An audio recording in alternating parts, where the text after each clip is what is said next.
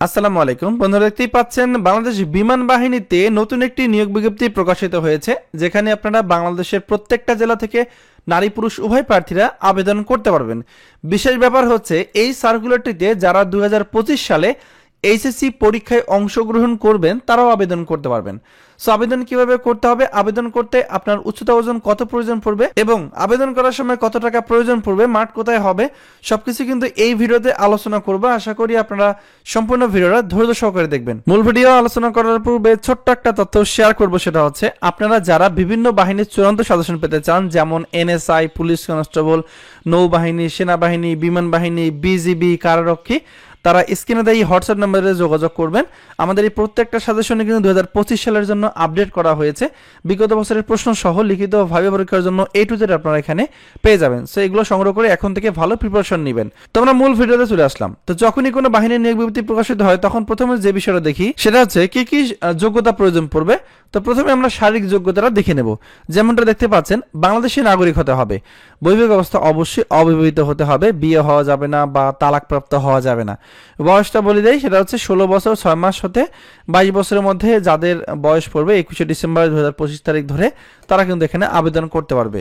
এবং এখানে পুরুষ প্রার্থী যারা থাকবে তাদের ক্ষেত্রে উচ্চতা হতে হবে 5 ফুট 4 ইঞ্চি, যেটাকে আমরা 64 ইঞ্চি বলে থাকি। আর একটা বিশেষ ব্যাপার বলি, সেটা হচ্ছে দেখতেই পাচ্ছেন 2025 সালের যারা এইচএসসি পরীক্ষায় অংশগ্রহণ করবেন এই সার্কুলারটিতে কিন্তু তারাও আবেদন করতে পাচ্ছেন। তো এরপর আসি মহিলা প্রার্থীর ক্ষেত্রে কিন্তু এখানে দেখতে পাচ্ছেন কমপক্ষে 64 ইঞ্চি এবং অন্যান্য ক্ষেত্রে কমপক্ষে 62 ইঞ্চি আপনাকে লম্বা হতে হবে। সো পুরুষ মহিলা কিন্তু উচ্চতার বিষয়টা একই দেওয়া আছে। এবার আসি বুকের মাপ। পুরুষ প্রার্থীর ক্ষেত্রে বুকের মাপ হচ্ছে 32 ইঞ্চি 2 ইঞ্চি প্রসারণ অবস্থায়, এবং মহিলা প্রার্থীর ক্ষেত্রে 28 ইঞ্চি 2 ইঞ্চি প্রসারণ অবস্থায়।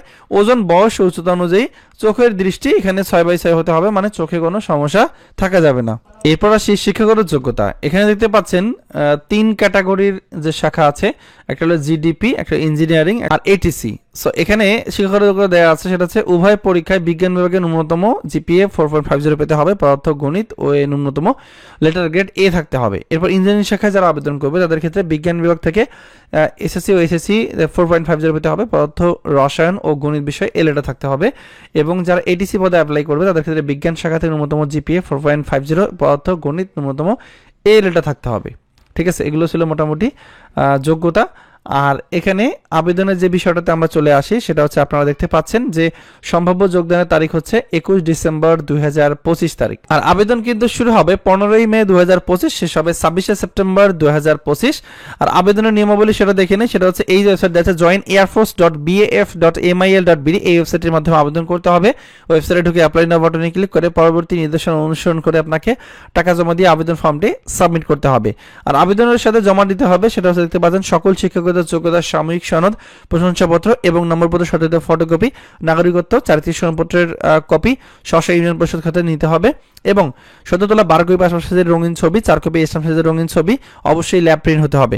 পুরুষ প্রার্থীর ক্ষেত্রে কালার সহ শার্ট পরিহিত এবং মহিলা প্রার্থীর ক্ষেত্রে কান সহ সম্পূর্ণ মুখমণ্ডল প্রদর্শিত হতে হবে। বর্তমান অথবা সর্বশেষ শিক্ষা প্রতিষ্ঠান প্রধান কর্তৃক প্রদত্ত চারিত্রিক সনদপত্র দিতে হবে। জাতীয় পরিচয়পত্র অথবা জন্মনিবন্ধন কার্ডের সত্যায়িত ফটোকপি দিতে হবে। খেলাধুলা বা অন্যান্য যে কোনো কৃতিত্বের সনদ থাকলে সেটা সত্যায়ন করে দিতে হবে।